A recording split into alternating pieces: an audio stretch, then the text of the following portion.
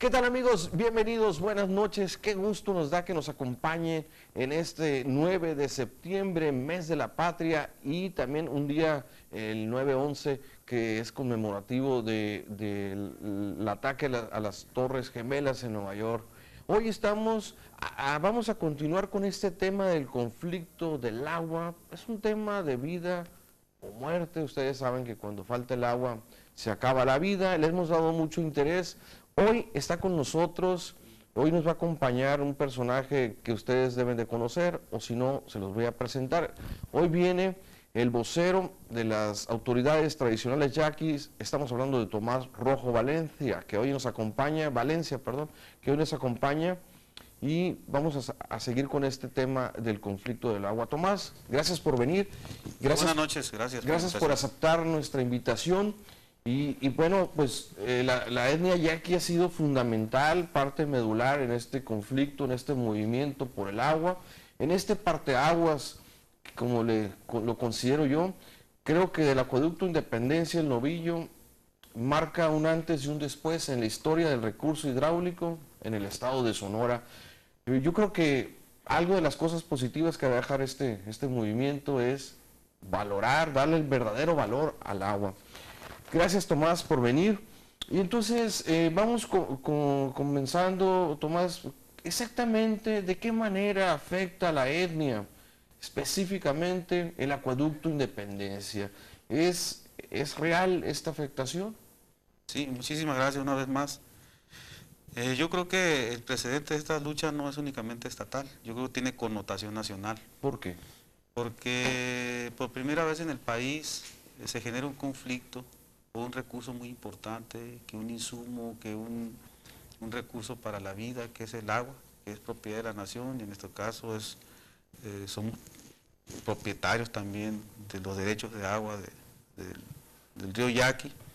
Y a raíz de esta situación, mucha gente en el país ha puesto los ojos aquí, y ha habido problemas por la disputa de este recurso. Precisamente en la Ciudad de México hubo conatos de violencia, en Jalisco hay un problema por el Zapotillo, por la construcción de una presa,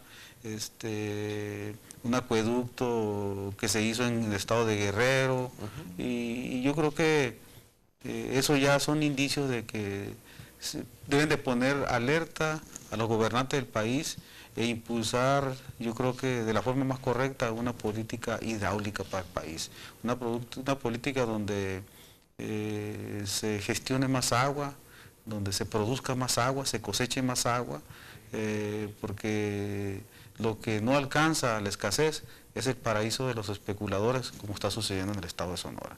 Cuando el recurso empieza a escasear, hay mercado, hay interés de despojar y apropiarse del recurso para poder venderlo. Hablaste de cosecha de agua, ¿cómo es eso? Sí, se pueden construir estructuras, infraestructura, para lograr captar aguas de las lluvias que escurren por los arroyos o por ciertas pendientes. No, incluso hay tecnologías en ciudades donde se construyen ciertos aditamentos a las viviendas, a las casas, para poder captar el agua. Ah, sí, en algunos países. Tomás, ¿de qué manera esos 75 millones de metros cúbicos que se habla de enviar, de trasvasar a través del acueducto de Independencia de la capital, afecta a la etnia? ¿De qué manera en específico? Es un acto totalmente ilegal, irresponsable, lo que se quiere cometer con el despojo de desviar las aguas del río Yaqui de la cuenca del río Sonora. Es un acto totalmente ilegal, pero además de ilegal es injusto. Ilegal por el trasvase, dices. Ilegal por el trasvase y por la serie de ordenamientos judiciales que se han violado, porque te puedo decir que el acueducto ha sido impugnado desde la licitación, pero anteriormente a eso, el gobernador del estado, siendo candidato al gobierno del estado de Sonora, él propuso dentro de su plataforma de gobierno, que lo registró ante el Consejo Estatal Electoral, para resolver el problema de agua de Hermosillo, la construcción de una desaladora. De ahí vino la primera desacuerdo o violación a un proyecto programático del gobierno. Posteriormente el acueducto fue, el programa dentro de Sonora sí fue impuesto a pesar de que se hizo un análisis, mesas técnicas en el distrito de riego, donde se refutaron una a una cada uno de los aspectos que ellos proponían con agua y gobierno de estado para trasvasar agua de una cuenca a otra. Hubo 7 mesas técnicas en el distrito de riego donde nosotros participamos y cada una de ellos tuvo esa argumentación técnica, social y legal para que no se hiciera esa obra. Pero aún así el gobernador se empecinó e impulsó esa obra, la licitó ilegalmente, empezó a construirlo ilegalmente porque estaba impugnado, los derechos de agua son ilegales, el manifiesto de impacto ambiental no lo tiene, la operación del acueducto actualmente también está siendo impugnado y hay juicios aún en la Suprema Corte de Justicia de la Nación, hay 2 controversias constitucionales precisamente del gobierno municipal de Cajeme y el gobierno municipal de San Ignacio, que todos están en situaciones de pugna, ¿no? Todo eso le da ese marco de ilegalidad al acueducto. Hablaste de que es injusto y también por la otra parte el Sonora sí ha manejado que es injusto que la gente de Hermosillo no tenga agua. ¿Cómo lo interpretamos? O sea, los dos grupos hablan de justicia. ¿Cómo lo podemos interpretar? Nosotros tenemos 2.500 años viviendo ahí en nuestro territorio, según los antecedentes, la historia y los antecedentes y los estudios antropológicos así lo dicen. Nosotros nunca hemos disfrutado, ni hemos gozado, ni hemos aprovechado el recurso agua que por derecho histórico nos corresponde por legal. Porque si el acueducto es algo nuevo, ¿por qué anteriormente no se disfrutaba o no se han aprovechado? Porque no se han hecho las inversiones correspondientes para ampliar la frontera agrícola de la tribu, que ahí mismo dentro de uno de los decretos no recuerdo del presidente, pero eso cerca de Ruiz Cortines, dijo que a la tribu se le dotaban... ¿Cárdenas qué no? No, Cárdenas nos dio la mitad de la presa de la Angostura más los escurrimientos no controlados. Ruiz Cortines estableció la veda dentro de la cuenca del río Yaqui y concretamente nos limitó a una asignación de 250 millones de metros cúbicos con la salvedad de que si ampliamos la frontera agrícola iban a ir aumentando el volumen destinado a la tribu Yaqui para seguir ampliando la frontera agrícola. Y ahorita, por ejemplo, la etnia, ¿cuántas hectáreas está cultivando? Estamos cultivando aproximadamente unos 18.500 hectáreas. De las 25.000 que tenemos para riego por gravedad, más 8.000 hectáreas por riego de bombeo, pero de esas 8.000 hectáreas de riego por bombeo yo creo que estamos sembrando como 4.000, los pozos se han abatido, se han salinizado y las tierras por gravedad también se han salinizado, de 25 han caído a 18.500. Pero esto, bueno, ahorita seguimos platicando de este tema tan interesante. Tenemos un corte, vamos a regresar. Estamos en Diálogo Ciudadano hablando del conflicto del agua. Le invito a que se quede aquí con nosotros. Ya.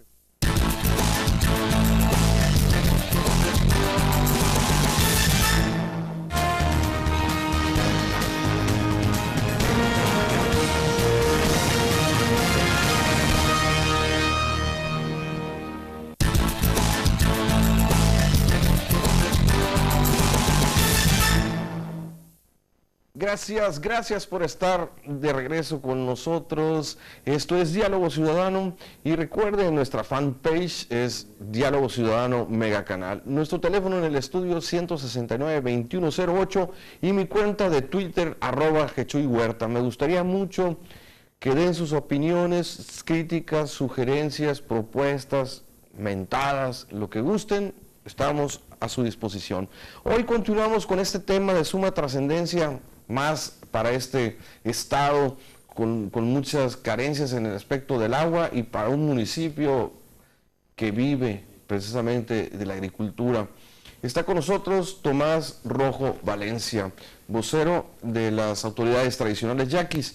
Nos estabas comentando, Tomás, que han estado sembrando menos de las tierras que pueden o deberían, y esto es Pero Tomás, el asunto del acueducto es reciente. ¿Qué pasaba anteriormente? Sí, te comentaba que por el derecho histórico que tenemos, por ser los primeros en habitar estas regiones, el derecho legal que tenemos nosotros, porque tenemos un decreto presidencial, y las limitaciones que hemos tenido para nuestras actividades económicas, que está basada en la agricultura, y no tenemos el agua suficiente para poder cultivar nuestros terrenos, porque cuando estaba la época de los jesuitas, en la tribu Yaqui se sembraban 75.000 hectáreas, sí. Y ahorita sembramos 18.500 hectáreas. Eso le da el carácter de injusto, porque la tribu ni hemos disfrutado, ni hemos gozado del recurso, mucho menos hemos usufructado del recurso agua. Por una parte, Tomás, he escuchado comentarios que prácticamente muchas de sus tierras las rentan. ¿Es así? Así es. ¿Por qué? Porque el cultivo que se siembra tradicionalmente es el trigo, porque es la vocación, no es la cultura de producir prácticamente en el sur de Sonora. Y las dotaciones por cada familia de la tribu Yaqui son entre aproximadamente de 7 y 8 hectáreas. Entonces eso hace irredituable sembrar el cultivo de trigo, porque para que tú puedas obtener ganancias y el punto de equilibrio para la siembra de trigo, de acuerdo a los costos de producción actuales, oscila entre 50 a 60 hectáreas, ¿no? Si bien nos va. Entonces prácticamente sembrar 7 hectáreas, pues lo único que te garantiza es que quedes en cartera vencida. Entonces, en lugar de caer en cartera vencida, pues le sacas provecho del ingreso por concepto de renta. Pero sembrarlo en una especie de cooperativas o comunitarios, comunales, ¿no? Es posible para otro tipo de cultivos y poder organizarse a escala, pero también tenemos arrastrando un antecedente de carteras vencidas y malas administraciones, que yo te pudiera decir, y no por defender a ultranza a nuestro pueblo, pero es producto de las administraciones de la banca de desarrollo en aquellas épocas, ¿no? ¿Tú sientes actualmente que la etnia recibe apoyos? Aparte, bueno, ahorita han tenido problemas de agua, ¿no? Pero apoyo para el campo hay, para los yaquis. Yo creo que ni para el campo, ni en el aspecto social, infraestructura básica, servicios, ni para las cuestiones productivas. Prácticamente estos 12 años de administración panista ha sido una docena trágica. Las inversiones, no podemos negar que ha habido inversiones, pero han habido inversiones aisladas, incompletas. Y si hubo una inversión, pues nunca fue articulado, orientando y dando sentido al desarrollo que la tribu reclama y necesita, ¿no? Porque las condiciones de pobreza, marginación son galopantes y eso no se puede esconder, ¿no? Pero no es una situación de 12 años, ¿no, Tomás? ¿O sí? Se ha agravado en estos últimos 12 años. Y ahorita con la nueva administración federal, ¿cómo la sentís? Pues hemos seguido en la misma situación, pero la argumentación de ellos es que no han acuerpado, no le han definido prácticamente los programas que este nuevo gobierno trae, ¿no? Entonces, no se han definido en 2 años todavía. Exactamente. Es que también tan es así que estamos viendo que no hay inversiones, pues, ¿no? Incluso al principio del año, el primer año yo creo de Peña Nieto, venía arrastrando los compromisos que el último año de Felipe Calderón le impuso a la administración vía presupuesto. Ya estaban etiquetados los recursos. ¿Se han visto en tierras yaquis algunos cultivos bajo sombra? No pertenecen a ustedes. Sí, hay 2 cooperativas, una de Torin Produce, otro de Cocorit Produce, que efectivamente ha generado empleo, mano de obra y ha llevado ingresos a esas comunidades. Sí, ha sido positivo. Yo creo que ha sido positivo porque cualquier cosa que se haga y que haga chillar los sartenes en las hornillas de la tribu Yaqui es benéfico. Y respecto a la optimización de recursos de agua, ¿se ha estado haciendo algo por parte de ustedes o por parte de ellos? Primeramente, yo te quiero decir que recursos de agua no hay casi prácticamente, ¿no? Entonces, el recurso de agua prácticamente se optimiza solo porque hay escasez. Ninguna de las 52 comunidades tiene agua potable, con eso te digo todo. Bueno, y existe agua entubada en 2 o 3 comunidades. ¿La norma de Guamuchil se puso que no? pero parece que ha dejado de operar un pequeño sistema de tratamiento de aguas para tratarle el agua que viene del acueducto, porque no hay fuente de abastecimiento subterráneo. Tengo que agarrar el acueducto y una planta tratadora para esas aguas para poder precipitar el manganeso que contiene mucho el agua del acueducto, y eso había mantenido suministrando agua al pueblo de Cócoris, ¿no? El pueblo de Cócoris. Toda esa área que está por el kilómetro 9, por aquel lado de las tierras yaquis, se han venido secando, ¿verdad? ¿No te acuerdas esa la entrada acá, despuesito de la Loma de Guamuchil, álamos y grandes, parecía un oasis ahí? ¿Sabes tú por qué ha sido esto? Según los expertos y lo que han estudiado, eso ha sido por la operación del acueducto Río Yaqui San Carlos, porque ha abatido los mantos acuíferos, de los cuales el álamo, que es la especie más abundante y más notoria de esas partes, el mezquite, el palo fierro, el palo verde y ciertas especies, el único que se ha mantenido es el pino salado, pero pues las condiciones así lo han hecho. Ha sido porque no ha habido disposición del agua subterránea. Ese acueducto secó de todo ese sector. Así es. Y ese es uno de los ejemplos de los daños ecológicos que puede causar la operación de un acueducto, y ese es un buen antecedente para darlo a conocer. ¿En ese tiempo se luchó en contra? ¿O fue, bueno, se dieron? Sí, se dieron las condiciones para que se acordara la construcción de esa obra. Yo quiero decirte que hubo mucha manifestación en contra de la construcción de esa obra. Hubo incluso se tomó la carretera a la altura de Boca Abierta en 1994, si mal no recuerdo, pero todo derivó en un acuerdo y un convenio de concertación con el gobierno del Estado y el gobierno federal a cambio de la operación del acueducto. Cosas que en 5 o 6 años nada más, 10 años caminaron, pero se propició un conflicto interno del cual detuvo todos los compromisos. Oye, Tomás, se ha hablado, por ejemplo, en las acciones de resistencia civil, en el momento de parar o detener un poco el tráfico en la carretera en Bicam, de las afectaciones millonarias para los productores de Sonora y también de otras partes de la región de la República. Ahorita que regresemos nos platicas un poco sobre esto, su opinión, si vale la pena esas afectaciones por este proyecto o por esta lucha. Ya regresamos, esto es Diálogo Ciudadano.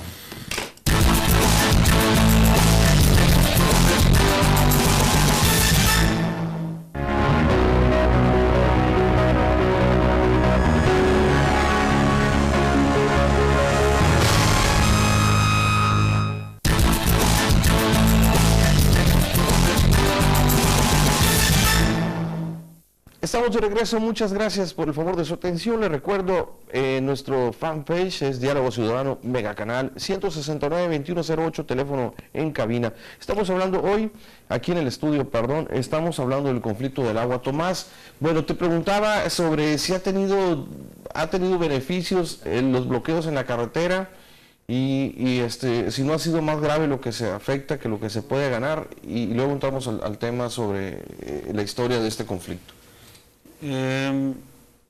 Brevemente te resumiría esto. La tribu Yaqui hizo algo inédito al pactar con la sociedad civil de los 7 municipios del Valle Yaqui. Con organismos de productores, sí, organismos de productores del sector privado, sector social, el distrito de riego y en general toda la sociedad civil del Valle Yaqui, los 7 municipios. En segundo lugar, la lucha la iniciamos a través de informar, de establecer en las mesas técnicas, la discusión técnica, social y legal de la viabilidad de la construcción del acueducto. Posteriormente el gobierno del Estado y la CONAGUA no respetaron esos acuerdos de las actas que se levantaron en esas mesas técnicas.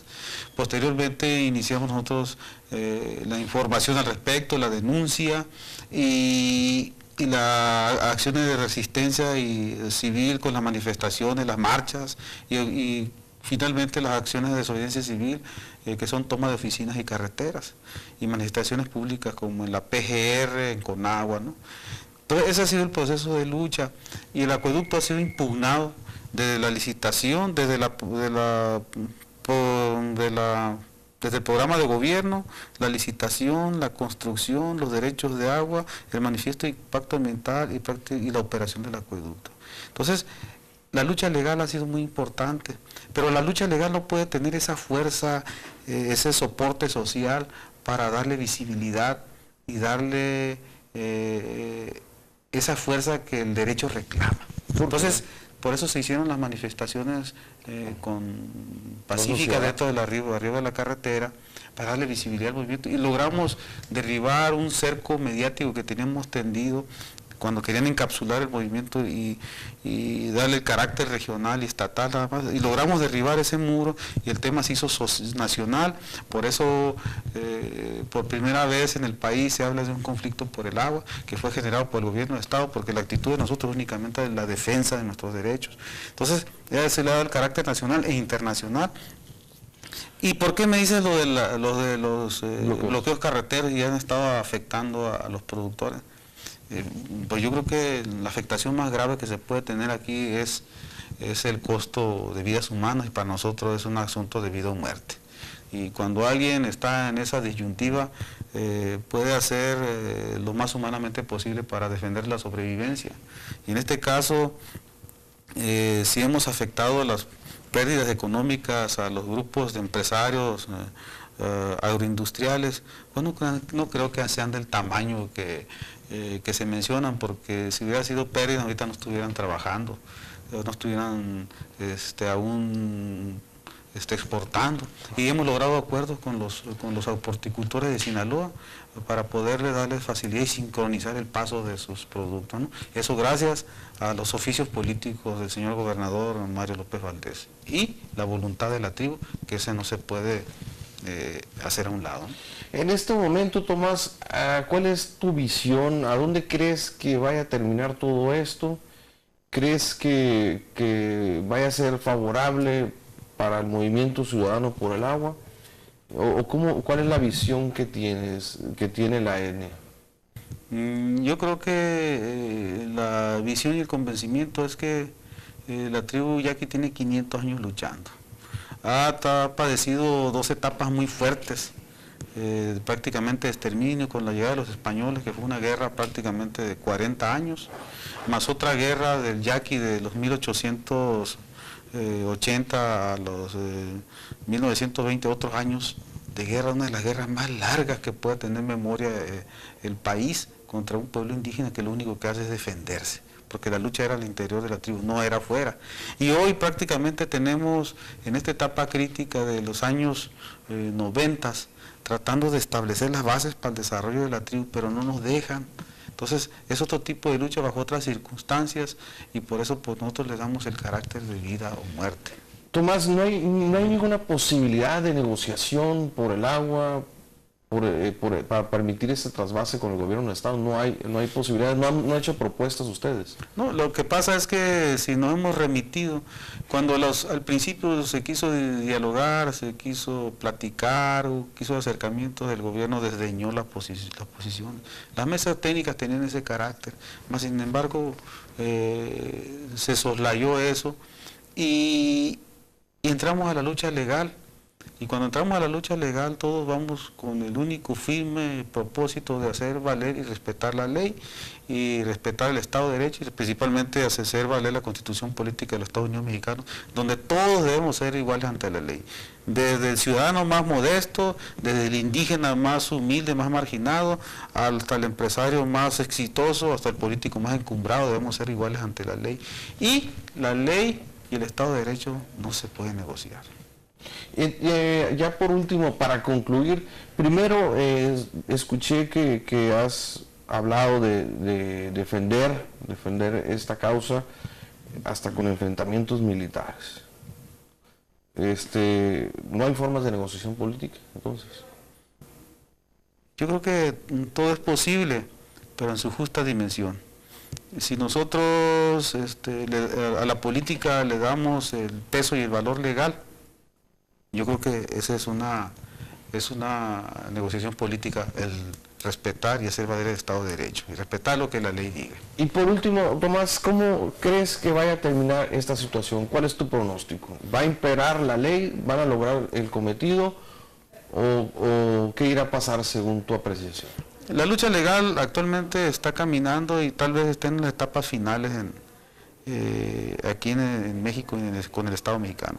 Pero nosotros estamos emprendiendo la lucha legal con los organismos internacionales. Y hay una demanda ante la Comisión Interamericana de Derechos Humanos de lo que no han respetado las medidas cautelares que el Estado mexicano nos haya impuesto por parte del gobierno del Estado y concretamente la CONAGUA. Pero en ese sentido, yo creo que se tienen que agotar todas las instancias legales y cuando veamos ese escenario nuevo que aparezca ya diríamos cuál es el rumbo que tendría que seguir. ¿La capital de Sonora, Hermosillo, realmente depende de esta agua?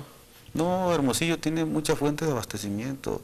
Hay un acuífero muy importante llamado La Poza, hay otra en la mesa del Seri, hay un arroyo Bacuachi que se puede haber construido muy fácilmente un acueducto y existe la posibilidad de dotar agua a través de la desalinización, arreglar el 60% de las fugas que tiene la tubería y la infraestructura de agua potable de la ciudad de Hermosillo, el reuso de las aguas residuales que son aproximadamente 70 millones de metros cúbicos. O sea, hay muchas maneras de hacer, pero creo que aquí se piensan como los abusivos cuando le quieren quitar la paleta a un niño. Muchas gracias, Tomás, por tus opiniones. Le agradecemos al auditorio, les invito a que se queden. A continuación vienen las noticias y nosotros, primero Dios, nos vemos el próximo viernes. Y gracias, buenas noches. Gracias a usted, muchísimas gracias.